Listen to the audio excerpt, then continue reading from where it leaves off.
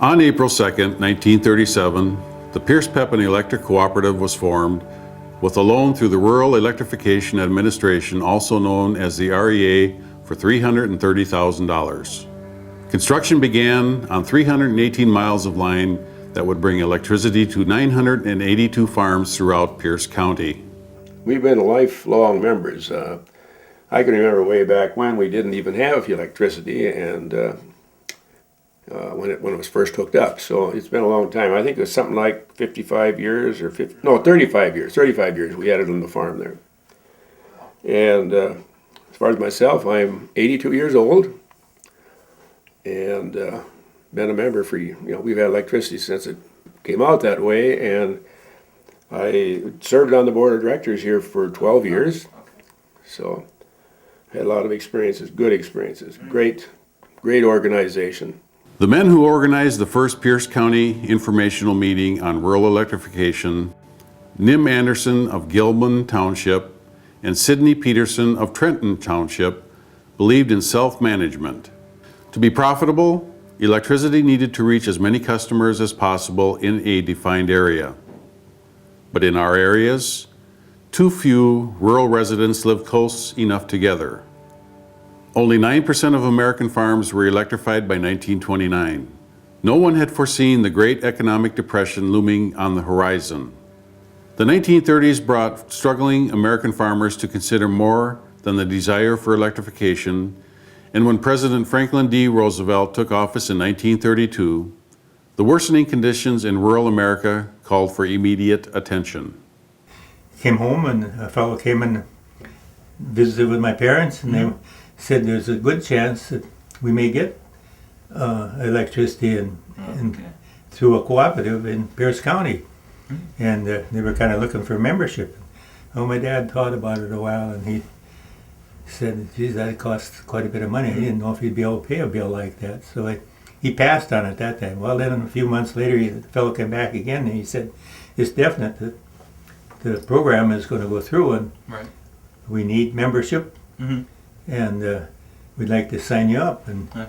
And my mother said, we're signing up.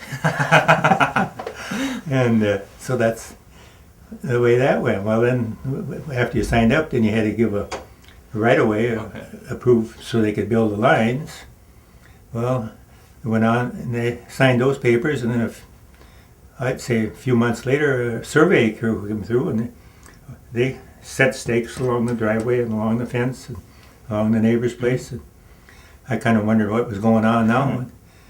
I came home a week or two later, and here was a fellow out in the yard digging a hole by hand with a post hole digger. And what he got, it had to be 5 feet deep. And the regular post hole digger was too short, so he had one with handles about 6 feet long on it that went down, and he dig the dirt loose, and then he had another scoop that we'd go down and bring it up.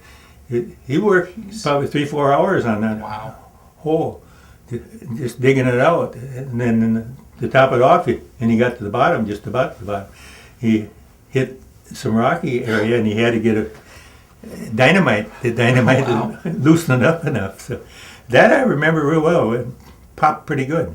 First discussion of Pierce County farmers interested in rural electrification took place in 1935. Nearly 11% of the state's farms were served by central power stations by 1931, but access to central power was still not available to most farms in Pierce County. The Rural Electrification Administration was created in Washington, D.C. in May of 1935. At the time, farm prices varied little from those of 100 years earlier, leaving some farmers wondering if the proposed electricity might be too costly. I started school in 1937. This is interesting. One October day, in the middle of October, the teacher sent the kids home from school. You know why? Because it was so dark we couldn't have school. Wow. It was compliments of a Dakota farm. It was a dust storm. And other people, they remember that day. It was just like night. Wow. And of course they had lamps, but you know, lamps don't do any good unless it's dark, period. So we went, But then the next year they wired the school then, so that summer or fall of '38 there were lights in the school. But we didn't have it till in the early to mid 40s, as I remember. The reason being, my parents had lost their money like a lot of others in the bank, and they were still recovering from the Depression. And I remember when we got it, we'd actually wait for the lights to come, wait for night to come on so we could turn the lights on, because it was such a treat, you know. On the afternoon of December 19th, 1935, over 200 farmers arrived at the Ellsworth Theater to hear an REA spokesman explain the agency's purpose and how federal REA loans could facilitate farm electrification. The REA rules for application were laid out, the rise of cooperatives nationwide were emphasized, and the necessary formula for affordable rural energy discussed. It was at this meeting that the first organizational steps were taken to create a county electric cooperative. In the 30s, these rural areas did not have electricity, and at that time it was President Roosevelt felt that we had to electrify the rural areas and give them the quality of life that all people should experience. And so they made some early funds available through REA, the Rural Electric Association, for some low-interest loans. And the purpose of the REAs was to build to everyone. And at that time they did it without a line extension cost and at a fee that everyone could afford, because there wasn't much of a fee, I don't believe, at all. And they electrified rural America. Membership dues were $1. A recruitment committee was formed and 15 men were enlisted to recruit as many new members as possible in the area townships.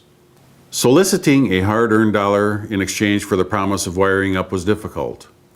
Recruitment efforts sparked enough interest to convince the county's first electric cooperative pioneers to plunge ahead. On April 28, 1936, the Pierce County Rural Electric Cooperative was formed. But the fledgling co-op was notified late in 1936 that its initial incorporation documents did not meet the necessary requirements. The co-op directors didn't give up. They took the necessary steps to reincorporate, and on April 2, 1937, the Pierce Pepin Electric Cooperative emerged as a new entity in place of the Pierce County Rural Electric Cooperative. Well, I grew up on co-op lines, a little family farm. And I don't remember days without electricity. I do remember we didn't have much that used electricity. There was a refrigerator, there was light bulbs, there was a pump jack and a vacuum pump, and that's about it. And minimum bill at that time was $4 or something like that, and you got like 100 kilowatt hours for that. And electric bills, if I remember right from those days, were about $4 a month.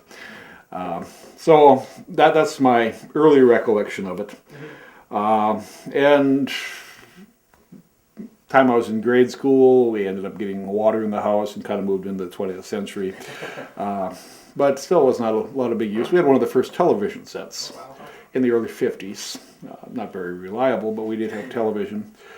And saw the big change that electricity had brought, because I kept seeing people that were just, 10 years older than me that had grown up, at least in the initial days, without electricity. Went to a rural school, as so many people did in my era. Uphill both directions, walked a mile, the general type of thing. But it was actually it was a big school, 2-room school. We had 4 classes on the side. We had running water, which was unusual in many of the rural schools. We had a coal-fired stoker that provided heat. And we had a hot lunch program. That was a pan of water put on the electric stove in the basement so you could set your little jar of whatever you brought from home in there to warm it up. So our school was electrified, and we had a radio. We didn't have a telephone in the school, but we had a radio. And again, electricity was getting into these rural schools at that time. They had Wisconsin education on the air. So you'd get a music book that would follow with what was being broadcast. Wow. Yeah, so I mean, long before internet and before all the other things, but there was some things to bring that in. Again, made possible by the electrification. I remember the building being in East Ellsworth before it came to this site. Okay. But it was just a little white building down there, and it wasn't much other than a place you paid your bills. Then I remember the dedication of this building. back in the 50s, I believe, late 50s probably. Went to the dedication. They had local politicians speaking, and they had a fellow doing barbecued beef or something. He had a whole row of Weber type grills, and everybody in the county was here. I mean, there were thousands and thousands of people that were here. That's my recollection on the co-op. Yeah. The lights were on. It was not called the co-op, it was the REA. Yeah. That was the standard way of referring to it. And I kind of just settled into the norm. I mean, we take for granted electricity. On May 26, 1938, members living east and west of the substation in Heartland Township saw their lights come on for a full 15 minutes.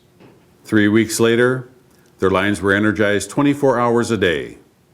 Complete energizing of all constructed lines occurred on July 4th, with about 485 customers receiving electricity.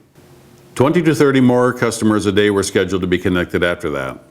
With poles, wires, and lights in Pierce County for all to see, 1,400 residents signed their intent for membership. I can remember the first day that he hooked it up. Those days you didn't have these lights like this. You'd have one light in the center of the room, and maybe you have one outlet if they weren't too hard to get it in there. So that was about the extent. And of course they charged you for using electricity at the rate of $3.50 for 40 kilowatt hours per month. You use over that, you paid extra. And I can remember, those were tough times. I remember my dad saying, "Boy, I don't know if we can afford this." And he was dead serious when he said so. And of course, as a result, when you go in a room, well, you turn the light on if it was dark, and when you left the room, you turned it off. And there was no difference there, just no differentiating from that. Another thing that I always remember, before we had the lights, we'd milk cows, of course, and we'd go down to the barn after supper. We milked after supper in the evening, and we'd light the lantern in the house before we left, which was all right. But now you're walking to the barn, and if it was windy out, guess what? The lantern, the inside of that thing would just be as black as soot. And by then you're going to go down and hang it in the barn so you can see something. I remember kidding my dad one time. I said, this light, you might just well hang an orange up behind that cow. It would shine just as much. But anyhow, when we did get the lights, what a thrill. You couldn't believe that it was such a wonderful thing. And then now, to see everything that we do with electricity, it's so wonderful. It's the greatest thing that we have, I think. I'm just amazed at what we've been able to do with it. When we first got lights, I can remember them talking about light, just for electricity for the lights so you can see better. Never ever dreaming we'd have all these appliances hooked to it now, and computers and everything that we have that we enjoy. At that time, they didn't think of electricity as energy. They thought of it just lights, replacing the kerosene lamp and so forth. And that's why my mother was so interested in it.